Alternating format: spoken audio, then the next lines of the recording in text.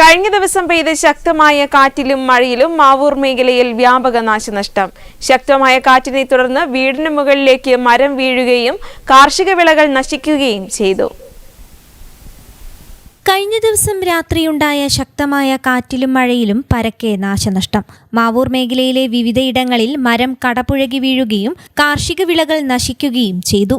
മാവൂർ മേച്ചേരിക്കുന്നിൽ പുലർച്ചെയുണ്ടായ കാറ്റിൽ വീടിനു മുകളിൽ റബ്ബർ മരം ഒടിഞ്ഞു വീണ് വീട് ഭാഗികമായി തകർന്നു. പാലങ്ങാട്ട് മേത്തേൽ കാർത്യാനിയുടെ വീടാണ് തകർന്നത്. വീട്ടുപകരണങ്ങൾക്കും നാശനഷ്ടം സംഭവിച്ചു. ഉഗ്രശബ്ദത്തോടെ മരം വീടിനു മുകളിലേക്ക് വീഴുകയായിരുന്നു. വീട്ടിലുണ്ടായിരുന്നവർ പുറത്തേക്കോടിയതിനാൽ പരിക്കേൽക്കാതെ രക്ഷപ്പെട്ടു. ഇതിനു പുറമെ ശക്തമായ മഴയിൽ മേച്ചേരിക്കുന്ന് അങ്കനവാടിയുടെ സംരക്ഷണ ഭിത്തിയും തകർന്നു. അതേസമയം ശക്തമായ കാറ്റിനെ തുടർന്ന് മാവൂരിലെ നിരവധി വാഴകൃഷികൾക്കും വൻ നാശനഷ്ടം സംഭവിച്ചു. മാവൂർ ഭാഗങ്ങളിൽ 500-ലധികം വാഴകളാണ് കാറ്റിനെ തുടർന്ന് ഒടിഞ്ഞു വീണത്. ലക്ഷക്കണക്കിന് രൂപയുടെ നാശനഷ്ടമാണ് കണക്കാക്കുന്നത്. News bureau, Mavoor.